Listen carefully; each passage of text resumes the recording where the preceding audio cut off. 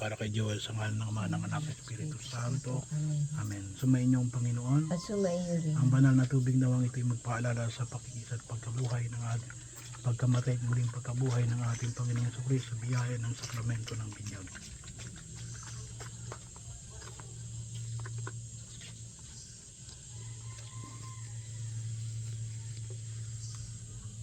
Mga kapatid, lagi natin kasama ang Panginoon Jesucristo, binibigyan na tayo ng bagong buhay, pag-asa at lakas, pinapatawad niya ang mga kasalanan sa pamagitan ng pagpapahid ng banalang ng langis. Ginagawa rin niyang kataga ng mga may sakit sa pamagitan ng pagpapahid ng banal na langis sa lahat naman naghihintay sa kanyang muling pagbabalik. Ipinagkakalob niya ang kanyang katawan at dugo bilang pagkain na bibigay lakas para sa kanilang paglalakbay patungo sa piling ng Diyos at bilang katiyakan ng walang katapusang buhay. Kaya ating ihain ang mga sakramentong ito sa ating kapatid na si Joel at ipadama natin sa kanya ating pag-ibig sa pamagitan ng ating pakikisa. Joel, naririnig mo ako, ha? At inisip ka ba ng mga nagawang kasalanan?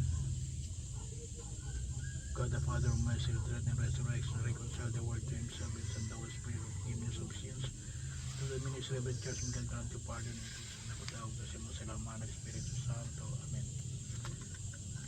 Alang-alang sa magkabakasahit kamatayin muling pagkabuhay ng Jesucristo, palaing ka naman ng makapangyarihang Diyos mula sa lahat ng kaparusahan sa buhay ng kasalukuyan sa buhay na darating. Buksan niya sa iyong paraiso at patuloy ang kanawa niya sa kaligayahan ng buhay na walang hanggan. Amen. Amen. So para kay Joel, dasalin natin ang sumasampalataya. Sumasampalataya ako sa Diyos Ama makapangyarihan sa lahat, may gawa ng langit at lupa. Sumasampalataya ako kay Jesucristo, iisang anak ng Diyos, Panginoon nating lahat.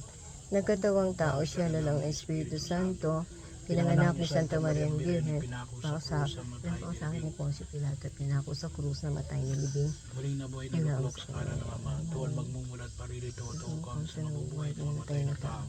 Sumasampalataya man ako sa Diyos Espiritu Santo, sa banal na simbahang katolika, sa kasama na mabanal, sa kapatawaran ng mga kasalanan, sa magkabuhay na muli ng namatay na tao sa buhay na walang hanggan. Amen.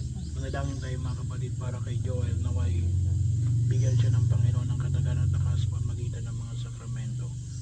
Sa bawat panalangin nating itutugon, Panginoon, dinggin mo ang aming panalangin. Panginoon, dinggin mo ang aming panalangin. O Diyos, sa mamadama mo sana ngayon ang aming durusang kapatid ay mawanon sa ibig mo ngayon.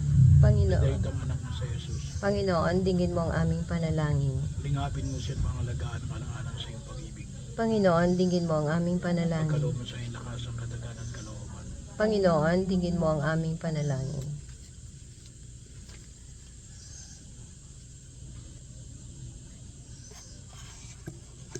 Sa kaligtasan.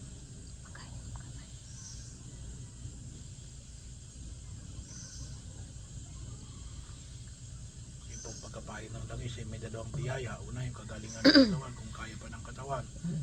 Pangalawa yung kaparusahan ng mga kapatawaran ng mga kasalanan. No?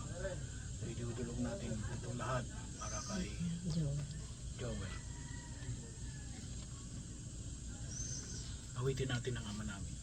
Ama namin, Sumasalangit ka, sambahin ang ngalan mo. mapasa amin ang Kaharian mo, sundin ang loob mo.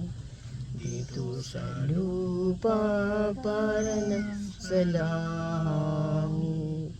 Bigyan mo kami ngayon ng aming kakanin sa araw-araw.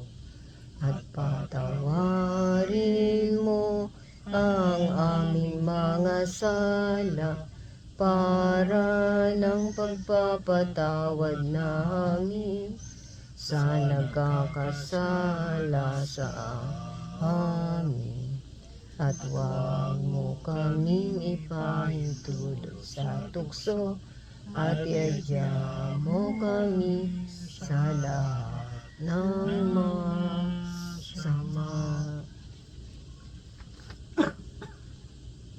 Ama namin ang pagmahal, ikaw ang makapangyarihan at walang hanggang kami po pagdiwan, dumadal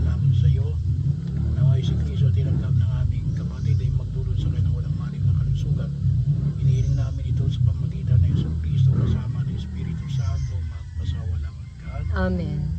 Sumayin niyo ang Panginoon. At sumaiyo rin. Pagpalain kayo ng makapangyarihang Diyos, Ama, Anak, at ng Espiritu Santo. Amen. Amen. Magandang umaga po sa inyong lahat.